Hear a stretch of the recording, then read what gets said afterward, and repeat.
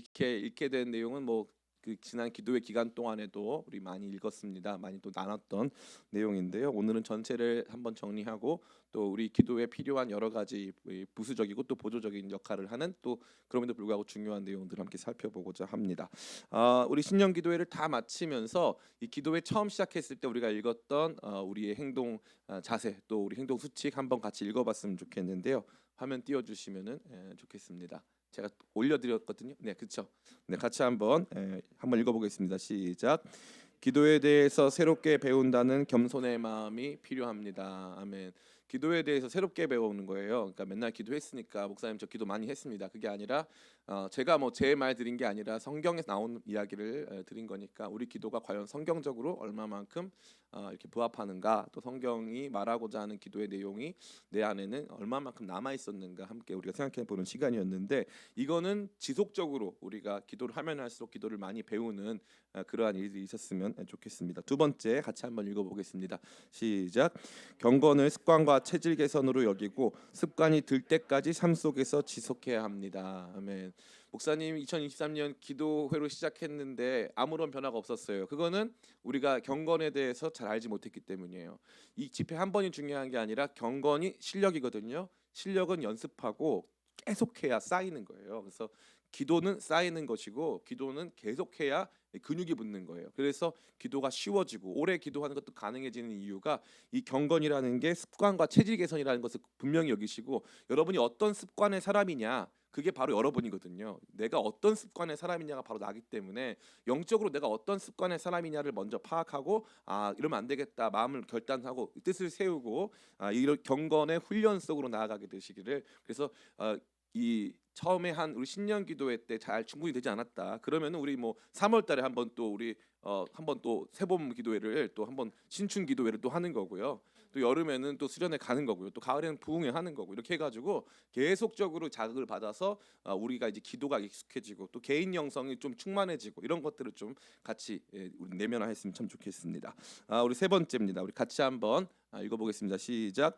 연초에 드리는 기도의 힘으로 사명감을 갖고 완주하기를 권합니다. 예, 이게 초전박살이라는 게 있어요. 초전박살. 처음에 강하게 밀고 나가야 뒤에도 끌고 갈 수 있는 거예요. 그러니까 이 우리가 연초에 이와 같은 이 기도회를 했으니까 이 부분을 강하게 밀고 나가지 않으면 뭐 간단하게 생각하고 대충 넘어가면 안 됩니다. 이방 시작했으니까 쇳불도 당기인 빼라고 했으니까 기쁘게 이 여세를 몰아서 쫙 가야 되거든요. 그래서 여러분들이 잘 참여하신 거 잘한 겁니다. 그리고 앞으로도 이런 일이 있을 때 또 매년 아마도 이제 신년에는 이런 비슷한 유사한 행사를 할 텐데 그때마다 열정적으로 참여하길 축복합니다.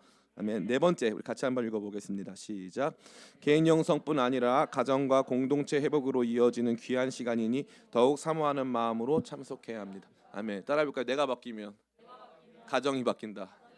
네, 여러분이 바뀌면 가정이 바뀌어요. 여러분이 바뀌면 여러분 주변의 사람들이 바뀌고, 여러분이 바뀌기 시작하면은 모든 것들 안에 변화가 이렇게 일어납니다. 그러니까 저와 여러분 모두 이 기도회, 특별히 이 기도뿐만 아니라 앞으로 기도하고 하는 내용들이 정말로 변화되어서 여러분 가정의 변화로 이어지기 축복합니다. 다섯 번째 우리 같이 한번 읽어보겠습니다. 시작. 이번 기도회가 성령의 인도하심 가운데 귀한 열매 맺도록 기도로 준비하며 동역해야 합니다. 아멘. 기도회 자체에 대해서 기도하고 기도회 자체에 대해서 이렇게 좀 생각하는 그런 일들이. 여기가 창문이 열려 있나요? 닫혀 있나요? 네, 저쪽은 창문 열려 있나요? 방금 잠갔어요. 여기 열려가지고 좀 많이 춥다고. 혹시 저쪽에 열려 있는지 봐주시겠어요? 네. 그다음에 최기승 목사님 집중 못하세요. 이거 추워가지고. 그래서 네. 다 잠겨 있답니다. 네, 잠겨 있답니다. 우리 여섯 번째 같이 한번 읽어보겠습니다. 시작. 교회의 소비자요 방관자로 남지 말고 교회의 건설자요 거룩한 일원임을 확인하는 시간이 되어야 합니다. 여러분 백날 기도해서 뭐 할 거예요? 기도해가지고 우리 한 사람이 이룰 수 있는 하나님 나라 역사가 뭘까요? 교회 세우는 일이에요. 교회 세우는 일.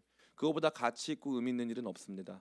제가 많은 생각을 해봤어요. 한 사람이, 우리는 맨날 생각했어요. 어떤 아이가 있는데 이 아이가 공부 열심히 잘해가지고 이 아이가 이 좋은 대학 가고 좋은 직장 가고 하나님 영광 받으시고, 그러면 그 아이는 선교사가 되나요? 그 아이가 복음 전하는 복음 전도자가 되나요? 아니요, 직장인 되는 거예요. 가정 생활 하는 겁니다.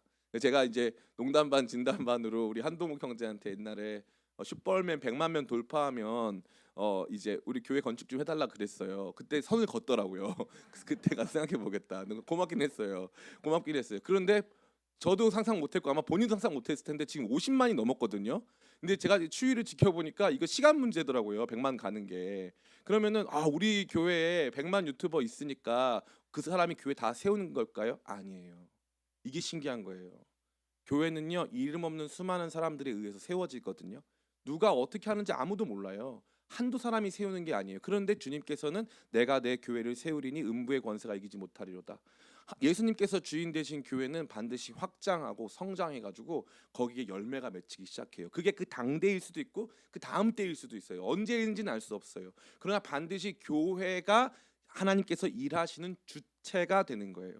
최근에 어떤 교회들이 이렇게 해요. 우리 교회에 헌금하지 말고 우리 교회가 아니라 여러분 주변에 이렇게 어려운 사람들 도와줘라. 그리고 11조 있으면은 여러분들 그 11조 교회에다 내지 말고 여러분들이 내고 싶은 교회에 찾아가서 헌금해라. 이렇게 하는 경우가 아주 많더라고요. 겉으로 봤을 때는 굉장히 개혁적이고 진보적이고 또 내가 그 일의 주체가 될 수 있는 좋은 일이라고 생각하기가 쉬워요. 그러나 너무 놀라운 건 잘 보세요. 사도행전에 보면은 사람들이 은혜를 받아요. 그래서 자기 땅을 팝니다. 그냥 헌금 주일헌금 낸 게 아니고 땅을 팔아서 누구 발 앞에 놨어요? 사도들의 발 앞에 놨어요. 그러면 왜 그렇게 했을까요? 이 땅 판 거 가지고 사도들이 누구의 이름으로 이 일 해주길 바란 거예요? 교회의 이름으로. 교회의 이름으로. 이게 중요한 거예요. 사람들이 바보여서 그냥 내가 혼자 하면은 중간에 떼내가는 거 없이 내가 잘 도와줄 수 있는데 교회는요. 죄송한 말이지만 교회는 NGO 단체가 아니에요. 교회는요. 교회는 구호 단체가 아닙니다. 그러니까 여러분들이 교회가 얼만큼 구제했느냐가 그 교회의 가치다. 그거 아니에요. 그게 일반적인 사람들이 생각하는 종교 통념입니다. 교회는 그렇게 일하지 않아요. 교회는 교회를 위해서 일해요. 교회는 교회를 위해서. 굉장히 중요한 겁니다. 그렇기 때문에 성도들이 내가 충분히 내 이름으로 수천억도 기부하고 내가 사회에서 괜찮고 훌륭한 사람 나타날 수 있지만 그럼에도 불구하고 내가 교회의 이름으로 이 일들이 되어졌으면 좋겠습니다. 라는 마음을 가지고 교회에 헌금하는 거예요. 교회에. 이거를 굉장히 제 주변에 지혜롭게 하시는 분이 계세요. 여러분 CBMC라고 혹시 알런지 모르겠는데 이 CBMC라는 단체가 기독실업인 협회예요. 이 기독실업인 협회 회장, 부회장 출신이 이명박 전 대통령이죠. 그러니까 굉장히 돈 많고 사회적으로 잘 나가시는 분들이 이 기독실업인 협회에 활동을 하십니다. 근데 저희 교회 제가 있던 교회에도 이 기독실업인 협회에 이 서울 지역 부회장님이 계셨어요. 근데 그 장로님은 꼭 어떻게 헌금을 하냐면 본인이 돕고 싶은 단체나 국가나 이런 데가 있으면은 지정 헌금을 해요. 그래서 본인 이름이 장모모 장로님인데 본인 이름이 아니라 그 교회의 이름으로 내가 헌금한 내용이 전달될 수 있도록. 그래서 이 구제를 헌금은 내 돈으로 했는데 교회가 한 것으로 보여지도록. 영광 누가 받는 거예요? 교회가 받는 거잖아요. 얼마나 지혜로워요. 얼마나 겸손합니까? 제가 깨달았어요. 제가 이번에 페이스북에 글 올렸거든요. 저는 혁신적이고 개혁적이고 이런 게 좋은 건 줄 알았어요. 근데 아니에요. 근데 아니에요. 혁신적이고 개혁적인 것 그게 본질적이면 할게요. 그러나 비본질적 영역에 있어서 혁신적이고 개혁적으로 보인다고 해서 다 옳거나 다 좋은 게 아니더라고요. 우리 한평생 여러분이 교회보다 위대한 사람 될 수 없습니다. 주님은 언제나 교회를 통해서 일하시는 거예요. 교회가 그렇게 중요한 거예요. 내 평생 내가 섬길 수 있는 내 교회가 있고 이 교회를 통해 하나님 하시는 일들을 볼 수 있다는 게 그만큼 영광인 거예요. 그만큼 감사한 거예요. 전 여러분들이 여러분의 기도가 그냥 여러분 혼자만의 기도로 남거나 개인 영성의 충만함으로 남게 되지 않기를 축복합니다. 여러분의 기도가 우리 공동체를 세우고요. 우리 공동체에 보내주신 얼마나 많은 청년들이 있습니까? 그리고 우리 공동체 청년들이 지금 시간이 지나가지고 다 가정을 이루어가지고 이제 점프 공동체가 청년부 이기게 생겼어요. 더 커지고 있습니다. 그래서 저는 개인적으로 우리 교회 청년들 다 결혼해라. 다 결혼해가지고 이 청년들이 또 생명이 또 다른 생명을 낳고 해가지고 엄청나게 부흥할 거로 좀 확신하거든요. 저는 확신해요. 여러분은 어떨지 모르겠지만 더 많은 청년들이 올 거고 여기서 결혼 더 많이 할 거고 점프 공동체 더 많이 부흥할 거고 사람들 더 행복하게 될 것을 저는 믿습니다. 그러니까 여러분의 기도를 여러분의 것만 남겨둔다는 것은 그것은 일종의 죄에 가까운 거예요. 그러려면 교회가 왜 필요합니까? 왜 필요합니까? 이 기쁨의 교회는요 개척교회예요. 개척교회. 굉장히 작은 교회란 말이죠. 그런데 이 교회 안에서 교회 건설자가 아니라 방관자, 교회 비판자 그것으로 남는다면 그것처럼 비참한 건 없어요. 교회가 지금까지 이 아무것도 아닌 교회가 15명으로 시작된 교회가 지금 170명, 180명 출석하는 교회로 성장하기까지 하나님께서 이루신 일들이 있고요. 거기에 여러분들이 있는 거예요. 따라해 볼까요? 나의 기도로 주님의 교회를 세우소서. 네, 여러분 그것을 체험하게 되시길, 그래서 여러분 교회의 건설자요 적극적인 참여자고 교회의 어머니 아버지들이 다 되시기를 간절히 축원합니다. 아멘. 우리 7번째입니다. 같이 한번 읽어볼까요? 시작. 개인적으로 기도를 지속하기가 어렵기에 교회 내에서 자발적인 기도 모임을 만들거나 교역자들에게 기도 모임을 요청하시길 권면합니다. 이거 정말 중요한 거예요. 자발적인 기도 모임을 가진 교회와 그 자발적인 기도 모임이 없는 교회가 어마어마한 차이를 보입니다. 어마어마한 차이를 보여요. 제가 예전에 그 사역할 때 청소년 사역할 때도 너무 놀라운 게 처음에 갔는데 고등부가 10명 미만이었어요. 10명. 그 강남에 있는 큰 교회 1000명 넘게 나오는 교회인데도 고등부 학생들이 10명 미만이었어요. 근데 가가지고 처음에 부흥회를 했어요. 부흥회를 하니까 애들이 은혜를 받더라고요. 은혜를 받아가지고 그 아이들이 이 기도회를 만들었어요. 그때 기도회 멤버가 전예원 뭐 이런 애들이에요. 그런 애들이 기도회를 만들었어요. 중학생, 고등학생들이 기도회를 만들어서 기도를 시작을 하는데 처음에 가니까 뭐 거의 반 이단이죠, 얘네. 그래가지고 뭐 자기들끼리 뭐 간증하고 뭐 그런데 저보고 와줄 수 있겠냐 해서 저 안 간다 그랬어요. 너네 모임에서 나 안 가겠다. 담당 교역자인데 저 안 갔어요, 진짜로. 왜냐하면은 거기에 교역자가 껴서 그거 바르게 하면 안 돼요.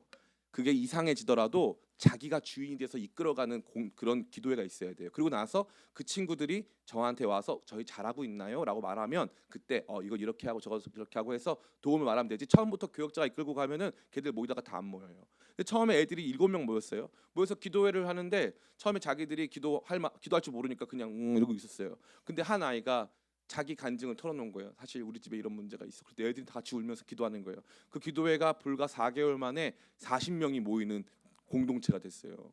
그래가지고 거기에서 애들이 기도하기 시작하니까 거기 에어컨이 없었거든요. 여름이 와가지고 당회에서 에어컨 넣어줬어요. 그러니까 제일 크게 부흥할 때는 언제나 어떤 모습이냐면 그 부흥이 제가 여러분을 무슨 이용해 먹어가지고 제가 영광 받으려고 하는 게 아니고요. 그 부흥이 여러분에게 유익한 거거든요. 여러분에게 유익한 거예요. 그 유익한 부흥이 여러분들이 자발적으로 기도 모임 하기 시작할 때, 목사님 저희 무슨 뭐 구이 동기 기도 모임 해도 괜찮을까요? 오케이. 목사님 저희 구호 동기 이번에 기도원 올라갑니다. 오케이. 파이팅. 예전에 실제로 여러분은 모르겠지만 이 우리 교회 안에서도 이 딸들이 혼자 가면 무서우니까 기도원 올라가면서 저한테 목사님 저희 기도원 올라갑니다.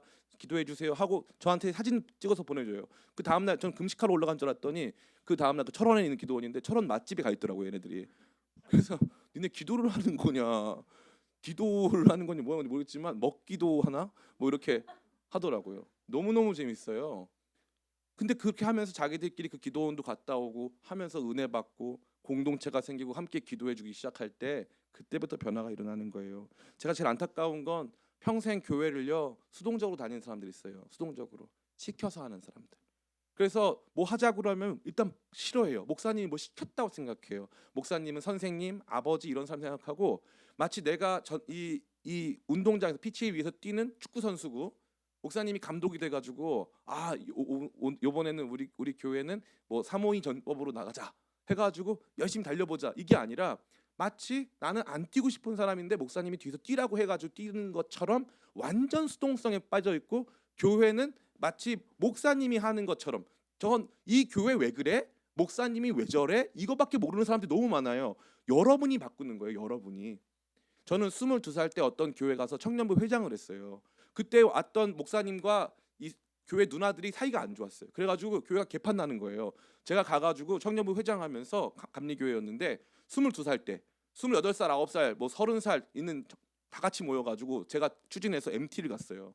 MT에 갔는데 교역자 안 가고 청년부 회장 22살짜리 청년부 회장이 추진해가지고 MT를 간 거예요.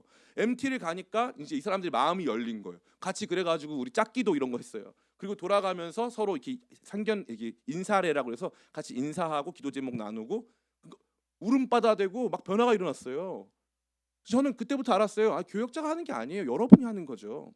여러분이 하는 거예요. 교회는 여러분이 만드는 겁니다. 여러분들. 제가 영성 기도회 제가 하라고 한 적 있습니까? 뭐 그냥 알아서들 하시고 제일 무서운 집단이 되계시죠 지금. 너무 좋잖아요. 영성 기도회 얼마나 좋아요. 다른 모임도 얼마나 좋습니까? 저는 그걸 꿈꿔요. 교회 안에서 그런 자발적인 모임. 제가 온누리교회 예를 들어서 죄송한데 온누리교회에 가면은 선교회가 그렇게 많아요. 그럼 선교회가 어떻게 만들어진 거냐? 목사님이 만든 게 아니에요. 100%다 거기에 있는 사람들끼리 만들었어요. 에젤 선교회라는 선교회가 있거든요. 선교사님들이 열심히 돕는 선교회입니다. 거기에 기도하는 엄마들이 가서 만든 단체가 그 에젤 선교회예요. 이 거룩한 자발성이 교회를 세우고 삶을 바꾸고 여러분 자신의 기도를 넘어서 하나님께서 여러분을 통해서 역사하신 걸 보게 한다 이 말이죠. 여러분들이 저는 그렇게 되기를 간절히 축복합니다. 8번째 같이 한번 읽어보겠습니다. 시작. 모든 설교 본문이 암송 본문입니다. 계속해서 암송하여 왜 안 나올까요? 아멘. 다시 한번 읽어보겠습니다. 시작. 모든 설교 본문이 암송 본문입니다. 계속해서 암송하여 말씀이 기도의 땔감 되도록 힘쓰길 권면합니다. 아멘. 기도 여러분들이 말씀 없이 기도하면은 10분 넘기기 쉽지 않습니다. 말씀이 내 안에 있을 때 이게 기도의 폭발력이 더해지는 것이죠. 제가 말할 때는 저걸 길게 띄워주세요. 그래야 사람들이 같이 읽을 수 있어요. 지금 띄워주세요. 예. 그러니까 여러분들이 말씀이 여러분 기도에 땔감 되는 것을 경험하시길 간절히 축복합니다. 우리 9번째 같이 한번 읽어보겠습니다. 시작. 매일 성경 읽기와 병행하여 말씀으로 기도가 채워지고 기도함으로 말씀 깨닫고 적용됨을 누리길 권면합니다. 나는 성경 읽기 계속 하고 있다. 손 들어볼까요? 나는 성경 읽기 하고 있다. 네, 우리 여러분들 제가 성경 읽기도 좀 하시기를 축복합니다. 사실 저는 이거 이렇게까지 제가 손 들으려고 해본 적도 없고 안 해봤어요. 왜냐하면은 저는 이게 좀 세련되지 못했다고 생각했거든요. 성도들한테 성경 읽으세요? 이거 물어보는 게 좀 세련되지 못하다고 생각했기 때문에 여러분과 적당한 거리를 두고 싶었어요. 그런데 제가 느낀 게 이게 좋은 목사가 아니에요. 좋은 목사는 여러분 성경 읽으셔야 됩니다. 성경 읽고 계세요? 이거 물어봐 주는 목사가 좋은 목사더라고요. 그래서 저는 앞으로 좋은 목사 될 거예요. 그래서 여러분들한테 물어볼 거예요. 여러분 성경 읽고 있느냐? 성경 읽으면서 기도하고 있느냐 물어볼 겁니다. 여러분 꼭 성경 읽으면서 기도하시기 축복합니다. 아멘. 우리 10번째 우리 같이 한번 읽어보겠습니다. 시작. 기도 수첩과 감사일기가 주는 유익이 지대합니다. 다 함께 시작하길 축복합니다. 이게 오늘 설교와 관련된 내용인데 기도 수첩 또 감사일기, 기도 제목 적어서 기도 수첩 만들고 그것이 어떻게 응답되고 있는가를 확인하는 게 정말 중요한 활동이에요. 그러니까 여러분 꼭 신앙 따라해볼까요? 신앙의 모범생이 되자. 예, 여기서 신앙에서 좋은 학점 받으려고 교회에서도 인정받는 사람 되려고 여러분 애쓰세요.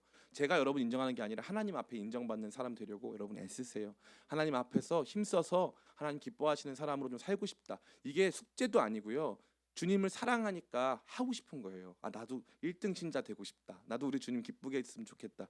이 마음을 갖는 게 진짜 중요한 거예요. 기쁨의 교회 우습게 여기지 마세요. 기쁨의 교회 작아도 주님의 교회예요. 아멘. 하나님께서 함께 하시는 거예요. 그러니까 제 앞에서 잘하려고 하지 말고 하나님 앞에서 진짜 살아계신 하나님 앞에서 여러분이 다니고 있는 교회 우습게 여기지 말고 진짜 살아계신 하나님 앞에서 좋은 신자 되시기를 간절히 축복합니다. 자, 오늘은 우리 기도에 있어서 보조제 역할을 또 기도 생활을 도와주는 여러 가지 것들에 대해서 함께 생각해 보기를 원해요. 첫 번째 따라해 볼까요? 기도 응답 수첩. 예, 우리에게는 기도 응답 수첩이 필요해요. 기독교 신앙은 기록의 신앙입니다. 기록의 신앙. 기독교는 언제나 기록과 연관된 내용이 되게 많아요. 성경에 여러분 나중에 컴퓨터로 검색해 볼 때 성경 딱 켜놓고 거기다 기록이라고 쳐보세요. 정말 많이 나와요. 기록이. 성경 기록 그 자체도 나오지만 성경 외의 기록들도 굉장히 많이 나오고요.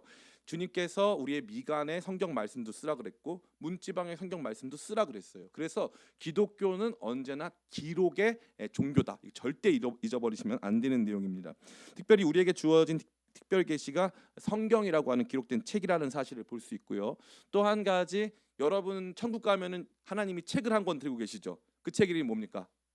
생명책. 우리의 이름도 생명책에 기록되어 있어요. 너무 재밌지 않아요?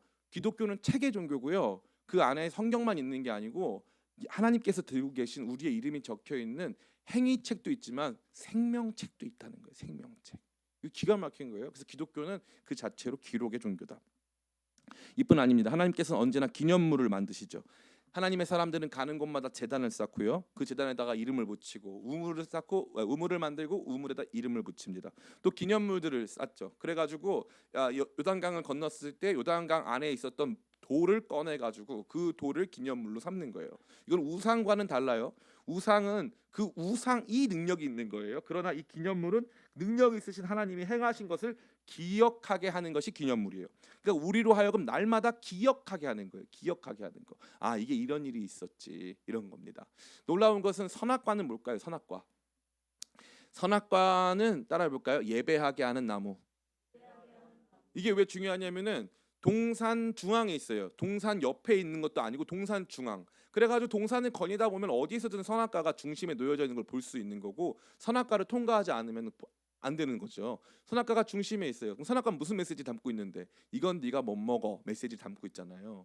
그러니까 한마디로 하나님의 기록이에요. 이건 안 돼. 너 기억해야 돼. 에덴 동산에 너만 있는 거 아니야. 네가 하나님 아니야. 네가 너를 만들지 않았어. 너는 피조물이야. 네가 지켜야 할 선이 있는 거야. 라고 우리로 하여금 하나님 인정하게 하고 그분 앞에서 예배하게 하는 나무, 기억나게 하는 나무가 선악과예요.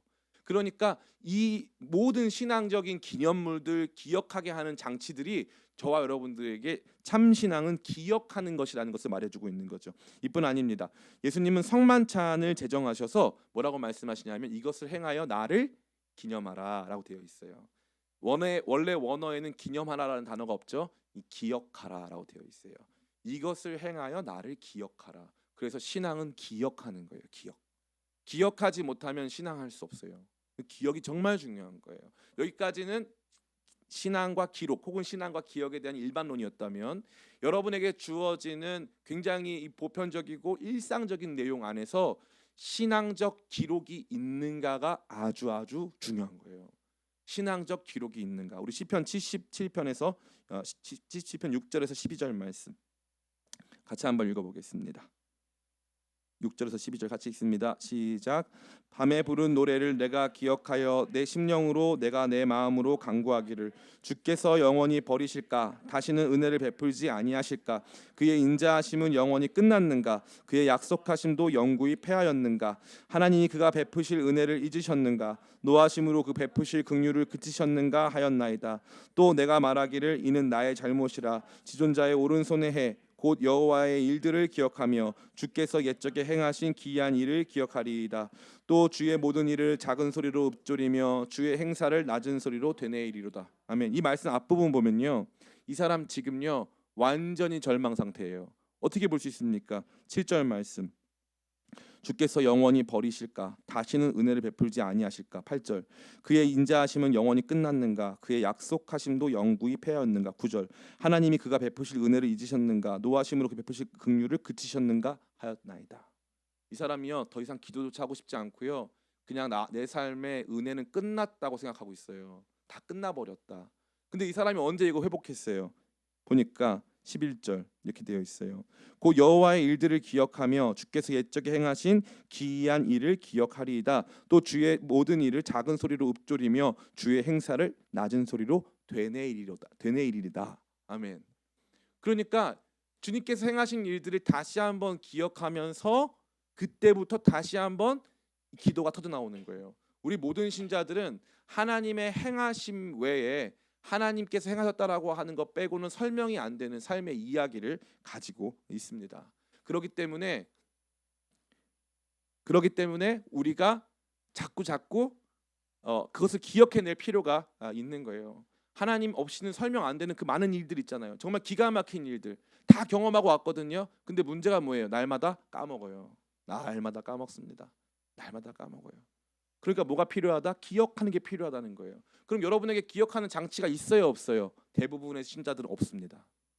제가 보니까 교회 나오면서 목사님 저 공부 잘하고 싶어요. 아니면 저 선생님이라면 선생님 공부 잘하고 싶어요라고 하면서 책도 안 갖고 오고 연필도 안 갖고 오고 그냥 운동화 신고 와서 저 공부 잘하고 싶어요 하는 사람들이 너무 많다는 거예요. 저는 너무 재밌더라고요. 시간이 가면 갈수록 제가 지난 8년 동안 그 어떠한 강압적인 태도를 취해본 적이 없어요. 편하게 하십시오. 나와도 되고 안 나와도 됩니다. 지금도 사실 뭐 기도에 제가 강권한 적도 없고 그러지 않았습니까? 여러분 제가 뭐 강압해서 오신 분들 혹시 계신가요? 저희 아내 빼고 다 괜찮죠? 네. 편한 마음으로 오셨죠, 그죠? 저희 아내도 자발적으로 온 거예요. 강권하지 않습니다. 그런데 저는 원래 강권하지 않는 타입이에요. 왜냐하면 저는 좀 세련되고 싶었거든요. 저는 헌금도요 바구니로 안 돌리고 싶어하는 주의자예요. 지금도. 세련되게 넣고 싶으면 넣고 안 넣고 싶으면 안 넣어야지. 왜 무식하게 돌려? 이런 타입이에요. 제가. 저 그런 사람이에요. 저 굉장히 선과 거리가 분명한 사람. 약간 이렇게 뭔가 말도 안 되게 좀 우리를 제가 말씀드렸잖아요. 제가 초등학교 4학년 때 선생님이 저를 힘들게 하니까 엄마한테는 학교 간다고 하고 초등학생이 100일을 학교 안 갔다니까요. 100일을. 저는 제 마음에 안 들면 무조건 안 하는 타입이에요. 그러니까 제가 납득이 가능하고 설명이 가능해야만 할 수 있는 사람이 저예요. 근데 나중에 제가 알게 됐어요. 공부가 됐건 인생이 됐건 그렇게 할 수 있는 건 아무것도 없다. 내가 하고 싶다고 하고 안 하고 싶다고 안 하고 이런 건 존재하지 않다라는 거죠. 신앙도 마찬가지예요. 성경책 한 권 읽어본 적도 없고 써본 적도 없고 자기 성경책도 없으면서 공부도 안 할 거면서 와가지고 공부 잘하고 싶다? 신앙이 늘 수가 없죠. 기쁨의 교회가 지난 7년간 8년간 가만히 봤더니 신앙이 향상된 사람이 없어요. 저 너무 비참하더라고요. 진짜 우리 교회에 나와서 지난 7년 8년 동안 있으면서 더 뜨겁게 기도하게 된 사람, 정말 하나님 제대로 만난 사람들 거의 없습니다. 그 저의 성적표예요. 근데 이제 제 마음이 달라졌어요. 이제부터 정말 여기서부터 기초부터 탄탄히 세워가지고 성경 말씀 딱 피면 무슨 말인지 한 번에 이해하고 기도가 달라지고 삶의 실천이 달라지고 진짜 하나님 만나는 빈도가 많아지고 은혜가 충만해지고 눈물도 많아지고 진짜 여러분들 그러한 은혜가 회복되기를 간절히 축복합니다. 아멘. 그렇기 때문에 우리에게 응답하셨던 하나님, 우리의 삶을 열어가시고 온전케 하신 그 주님을 만나고 체험하는 그런 것들을 기록하고 그것에 대해서 감사할 수 있는 그런 장치들을 마련하시기를 예수님의 이름으로 축원합니다. 두 번째, 우리 기도에 도움을 주는 것이 있는데요. 따라해 볼까요? 금식. 참 선포하고 싶지 않은 내용이죠. 그러나 금식은 기도와 긴밀히 연결되어 있습니다. 성경을 정직히 읽기 시작하면 금식과 기도가 어떻게 연결되어 있는가를 우리는 볼 수 있어요. 사도행전 19장 26절 같이 한번 14장 19절에서 26절까지 같이 한번 읽어보겠습니다. 시작. 유대인들이 안디옥과 이고니온에서 와서 무리를 충동하니 그들이 돌로 바울을 쳐서 죽은 줄 알고 시외로 끌어내치니라. 제자들이 둘러섰을 때 바울이 일어나 그 성에 들어갔다가 이튿날 바나바와 함께 더베로 가서 복음을 그 성에서 전하여 많은 사람을 제자로 삼고 루스드라와 이고니온과 안디옥으로 돌아가서 제자들의 마음을 굳게 하여 이 믿음에 머물러 있으라 권하고 또 우리가 하나님의 나라에 들어가려면 많은 환난을 겪어야 할 것이라 하고 각 교회에서 장로들을 택하여 금식 기도하며 그들이 믿는 주께 그들을 위탁하고 비시디아 가운데로 지나가서 밤빌리아에 이르러 말씀을 버가에 전하고 아달리아로 내려가서 거기서 배 타고 안디옥에 이르니 이곳은 두 사도가 이룬 그 일을 위하여 전에 하나님의 은혜에 부탁하던 곳이라. 아멘. 이 내용은 무슨 말인지 하나도 모르시죠? 이 내용이 뭐냐면은 19절 말씀 띄워주세요. 19절 말씀. 19절 말씀 잘 보세요. 유대인들이 안디옥과 이고니온에서 와서 무리를 충동하여 그들이 돌로 바울을 칩니다. 바울을 쳐요. 더베라고 하는 곳에서 바울을 여기서 루스드라라고 하는 지역에서 바울을 돌로 칩니다. 바울을 돌로 쳐서 사람들이 바울이 죽은 줄 알고요. 시외로 갖다 버려요. 이 사람이 많이 상했으니까 좀 회복할 수 있도록 한 게 아니고요. 돌로 쳐서 사람 머리에서 피가 질질 나와서 이 사람 죽었다고 생각하고 갖다 버렸다 이 말이에요. 이거는 여러분이 생각하는 것보다 훨씬 심각한 상황이에요. 그러니까 제가 보니까 기도하지 않고 진짜 이 말씀에 대해서 정직하게 들어가지 않으면 이 지금 말씀이 묘사하고 있는 이 상황의 심각성을 거의 캐치 못합니다. 여러분 생각해 보세요. 여러분 단기 설교 갔는데 거기 있는 사람들이 돌 던져서 목사님이 맞아가지고 피가 질질 난다 생각해 보세요. 그 얼마나 비참한 일입니까? 얼마나 치열한 상황입니까? 지금 바로 그 상황이에요. 이 상황이 루스드라에서 벌어진 거죠. 그리고 나서 갖다 버렸어요. 20절에 너무 놀라운 일이 벌어져요. 같이 한번 읽어보겠습니다. 시작. 제자들이 둘러섰을 때 바울이 일어나 그 성에 들어갔다가 이튿날 바나바와 함께 더베로 가서 바울이 살아났어요. 극적인 회생이 일어났습니다. 그래서 옆에 있는 더베라고 하는 그 성으로 가게 돼요. 그 성으로 갔다가 거기에서 말씀을 전했는데 많은 사람이 제자가 생겼어요. 21절 같이 한번 읽어보겠습니다. 시작. 복음을 그 성에서 전하여 많은 사람을 제자로 삼고 루스드라와 이고니온과 안디옥으로 돌아갔어. 아멘. 이게 문제가 되는 거예요.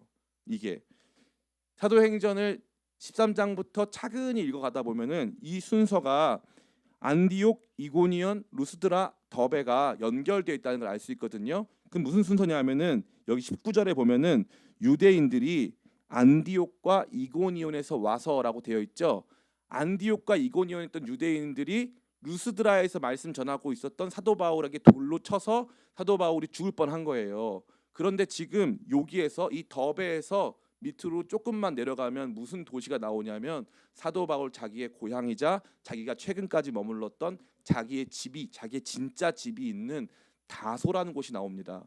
근데 사도 바울이 글로 안 가고 자기한테 돌 던지려 왔던 사람들이 있었던 바로 그 지역 있죠. 거기로 거꾸로 다시 돌아가는 거예요. 자기 돌로 쳤던 지역을, 거기가 중요한 게 아니에요. 돌로 친 사람들은 안디옥과 이고니온에서 온 유대인들이에요. 근데 자기를 돌로 친 그 사람들이 있는 곳으로 거꾸로 다시 가는 거예요. 거꾸로. 왜 갈게요? 왜 갈게요? 이거 진짜 중요한 거예요. 왜 갔을까요? 같이 말씀 읽어보겠습니다. 22절과 23절 같이 있습니다. 시작. 제자들의 마음을 굳게 하여 이 믿음에 머물러 있으라 권하고 또 우리가 하나님 나라에 들어가려면 많은 환난을 겪어야 할 것이라 하고 각 교회에서 장로들을 택하여 금식 기도하며 그들이 믿는 주께 그들을 위탁하고. 아멘. 여기 보세요. 각 교회라고 되어 있죠. 그러면은 안디옥, 비시디아 안디옥, 이고니온, 루스드라에 교회가 생겼다는 거예요? 안 생겼다는 거예요? 생겼다는 거예요. 여기 무슨 땅인데요? 사도 바울이 돌 맞은 곳에 돌 맞고 죽을 뻔해가지고 아무런 일도 안 생길 줄 알았는데 거기에서 예수님 믿는 사람들이 생겨난 거예요. 그리고 돌 맞아서 죽을 뻔한 거기 있죠, 루스드라. 거기서 누가 태어나는 줄 알아요? 사도 바울 죽을 때 사도 바울이 빨리 오라고 했던 디모데가 바로 여기서 태어나는 거예요. 돌 맞고 상처받고 죽을 뻔한 그곳에서 자기 믿음의 영적 아들이 태어나는 거예요. 사도 바울이 그래서 그 교회 때문에 반대로 돌아가는 거예요. 반대로. 그 교회가 있으니까 버릴 수가 없잖아요. 자기 돌 맞는 게 중요한 문제가 아니에요. 저는 우리 교회에 이런 사람들 많아지기 축복해요. 저 이제 진짜로 갈 거예요. 진짜예요. 우리 교회 취미생활 아니에요. 진짜로 가는 거예요. 진짜. 나가서 복음도 전하고 돌도 맞고 하면서 우리 진짜로 가는 거예요. 진짜. 여러분 두려워하셔야 돼요. 우리 교회 느낌이 달라질 거예요. 기도 많이 할 거고요. 기도만 많이 하고 뭐 근사한 데 가서 뭐 이거 아니에요. 우리 진짜로 가는 거예요. 진짜 믿음으로 가는 거예요. 이거 보시면서 여러분 놀라셔야 돼요. 여러분들에게 일어날 수 있는 일이에요. 선교팀 보낼 거예요. 진짜 가는 거예요. 진짜. 그러면서 가서 돌 맞고 사람 막 죽고 이런 일이 발생하는 거예요. 전 지금도 잊혀지지가 않아요. 여러분 나중에 혹시 보면은 영화가 나와요. 요번에 나오죠. 그 영화가 샘물교회 이 아프간 피랍 사건 그 내용을 다루고 있잖아요. 샘물교회에서 아프가니스탄 그때 단기팀 갔죠. 단기팀 가가지고 거기서 사람이 2명이나 죽었어요.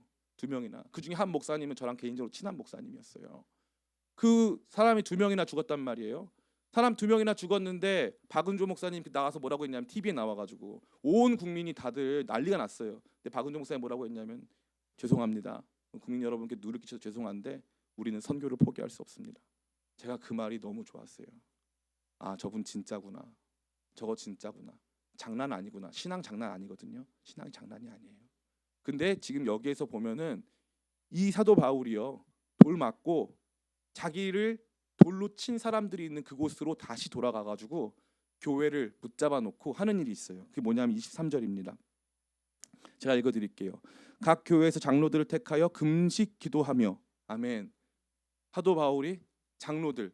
왜요? 이제 사도 바울이 떠나가면은 복음 전하고 떠나가면 여기 다시 온다는 기약이 있어요, 없어요? 없어요. 없어요. 교회는 세워졌어요. 여기 제자들이 생겼어요. 목사님 저도 예수님 알고 싶어요 하는 제자들이 생겼단 말이에요. 그때 이 교회를 주님 붙잡아 주세요 하면서 뭘 하냐 하면 금식 기도를 합니다. 이 당시 사도행전 전체에서 가장 크게 부흥하고 가장 영향력이 큰 교회는 안디옥 교회예요. 100%입니다. 안디옥 교회예요. 안디옥 교회가 조금 과장해서 말씀드리자면 사도행전 내에서는 예루살렘 교회보다 위대한 교회로 나와요. 그런데 성경 역사에서 안디옥 교회만 하는 중요한 행동이 있어요. 그게 바로 금식입니다. 금식. 기도의 깊이, 헌신의 깊이가 달라지는데 금식이 기도를 어마어마하게 부스트해 주는 거예요. 기도를 어마어마하게 부스트해 주는 거예요. 우리의 삶의 신앙에 대한 진정성과 진심을 더욱 깊이 만들어주는 내용이 바로 금식인 거예요. 그래서 정말 하나님께서 기뻐하시는 금식에 대해서 성경은 끊임없이 말하고 있는 거예요. 그래서 저는 여러분들이 제가 금식 체질일까요? 아닐까요? 딱 봐도 제식이 감사합니다. 네, 제식이 금식 체질인가요? 네, 전혀 아니에요. 밥이 맨날 김치만 나와. 그럼 금식을 할 건가요, 안 할 건가요? 갈아 마시겠다고. 갈아 만든 김치네요. 어쨌건 예.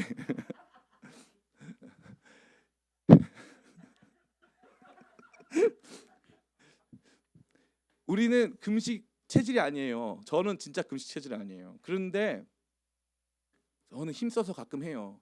1년에 한 번은 하려고 노력합니다. 왜냐하면 제가 알거든요. 금식이 주는 유익이 굉장히 커요. 금식을 하면 하나님이 더 기도 잘 들을까요? 아니에요. 모든 기도는요, 하나님이 더 잘 들으시니까, 내 몸을 좀 내가 상하게 해가지고 하면 하나님이 절 잘 들으시니까가 아니에요. 금식을 한다는 건 제가 말씀드렸죠. 부르짖는 기도의 이 익스트림, 이거의 약간 극단적인 형태인데, 진짜 진정으로 하나님 없이는 안 된다. 주님께 나 자신을 헌신하여 드리겠다라고 하는 그러한 태도를 가지고 드리는 게 바로 금식입니다. 저는 여러분들이 이 금식을 통하여서 하나님께 나아가는 기도의 삶 회복하시고, 금식 기도를 통해서 기도의 능력이 다시 한번 얼마만큼 진지해지는가, 얼마만큼 치열하고 깊어지는가를 회복하게 되시기를 간절히 축복합니다. 세 번째입니다. 세 번째 따라해 볼까요? 성회. 느헤미야 8장 18절 그다음에 9장 1절 같이 한번 읽어보겠습니다. 시작. 에스라는 첫날부터 끝날까지 날마다 하나님의 율법책을 낭독하고 무리가 이래 동안 절기를 지키고 여덟째 날에 규례를 따라 성회를 열었느니라. 그달 29날에 이스라엘 자손이 다 모여 금식하며 굵은 베옷을 입고 티끌을 무릅쓰며. 아멘. 수문앞 광장에서 이루어진 느헤미야 시대에 나타난 놀라운 부흥의 장면을 보여주는데요. 이 수문학 광장에서 처음으로 초막절을 지키면서 모든 이 돌아온 예루살렘의 거민들이 또 남유다 또 북이스라엘에 있던 사람들까지 합쳐져서 이 사람들이 다 같이 울면서 회개하는 회개 운동이 일어납니다. 다 같이 언제 했을 때? 모였을 때.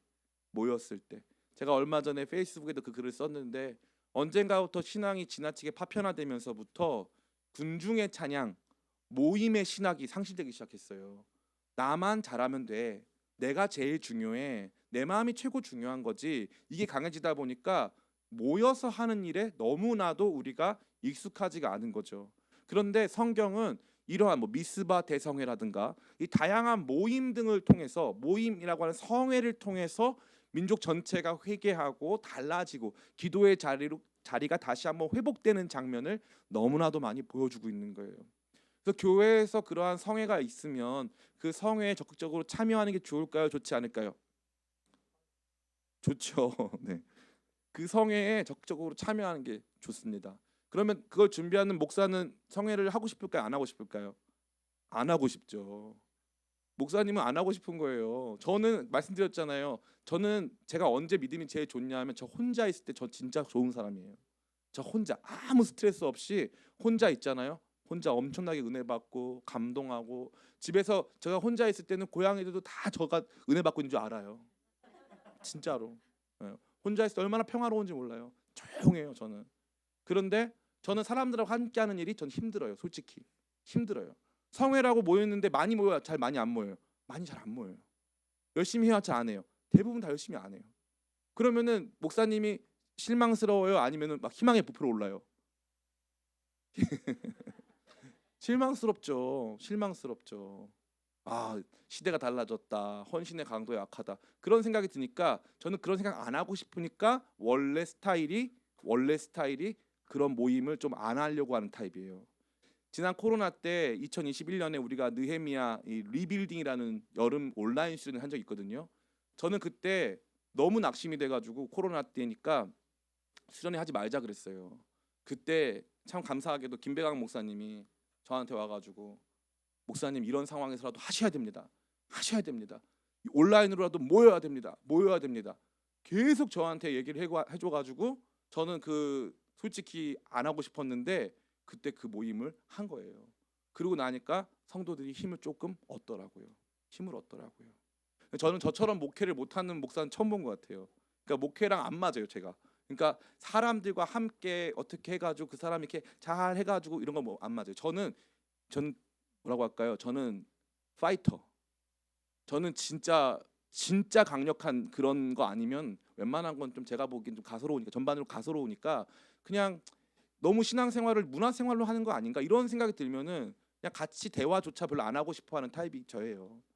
그런데 목회는 그런 게 아니니까 또 제가 느낀 게 뭐냐하면 성도들도 아직 연약하기 때문에 이러한 계기를 통해서 모여보기 시작하고 함께 그 모임 가운데에서의 다이나믹을 경험하기 시작하면 그때부터 변화가 일어나는 것 같더라고요. 그래서 저도 힘들지만 담임 목사도 힘들지만 이러한 성회를 지속하는 것입니다. 그렇기 때문에 여러분들이 저는 그런 어떤 오해나 이런 것들이 정말 제일 불편해요. 아, 목사님들은 그런 성회를 좋아하셔. 이완 목사님은 연초에 막 20일씩 하셔.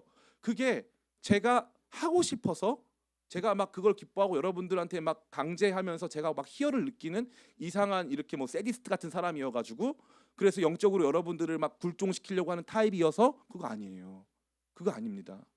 근데 이렇게 해야 우리가 조금이라도 자극을 받고 그 안에서 같이 기뻐하고 영적인 회복이 일어날 수 있기 때문에 이 성회를 개최하는 거죠. 이 성회 안에서 변화가 일어납니다. 제가 말씀드렸잖아요. 잘 안 하고 싶은데 김배왕 목사님 계속 하자 그래가지고 했어요. 했는데 그때 은혜 받았던 사람들이 정말 많더라고요. 그때 은혜 받았던 사람들이. 제가 그거 많이 생각해요. 은혜 받는 사람들이 많구나. 그래서 아마 이번에도요. 저 20일 하는 동안 제가 생각했던 그림은 사실 이 정도는 아니었어요. 그러니까 더 많이 왔었어야 된다고 보는 거죠.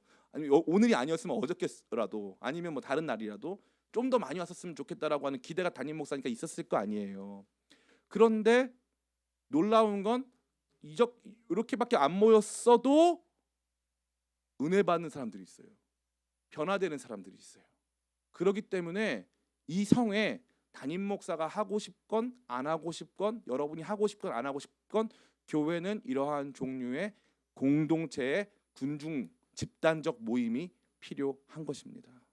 그런 모임에 여러분 힘쓰시고 나중에 뭐 제가 어떻게 되든 제가 뭐 죽어서 없어지든 어떻게 되든 기쁨의 교회 전통은 모임의 신학이다. 모임의 전통이다. 우리 모인다. 우리 힘들어도 많은 사람 같이 모여서 같이 예배하는 그런 교회다라는 것을 여러분들 마음속에 날마다 새겨 나가시기를 간절히 바랍니다.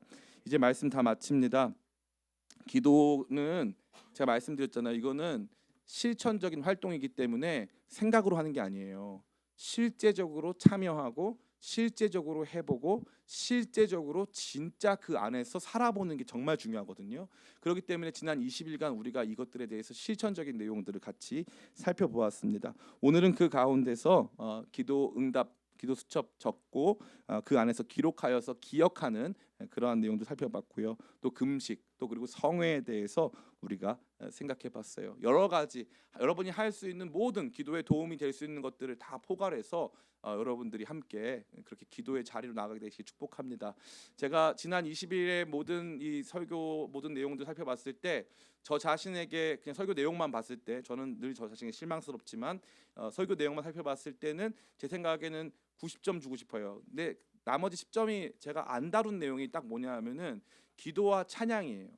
제가 음악적 찬양이 큰 도움이 되거든요. 근데 이거를 다루려면은 조금 더 시간이 많이 필요했고 몇 회가 더 필요했기 때문에 제가 그걸 과감하게 뺐습니다. 그리고 여러분들이 기도할 때 찬양하는 것 정도는 다 아실 테니까 그거 이제 뺐는데 그거 빼고는 전체적인 내용에서 또 제가 생각하기에도 목회적으로도 제가 그동안 여러분과 함께 해왔던 그 어떤 집회보다 더 내실이 있지 않았나라는 생각을 하니까 여러분들이 나중에라도 이 기도와 관련된 내용 생각할 때 우리가 20일 동안 했던 내용들을 차근차근 한번 되짚어 보면서 여러분의 삶에 저를 위해서가 아니라 여러분 자신을 위해서 기도를 쌓아가는 저와 여러분 다 되시기를 예수님의 이름으로 축원합니다. 아멘.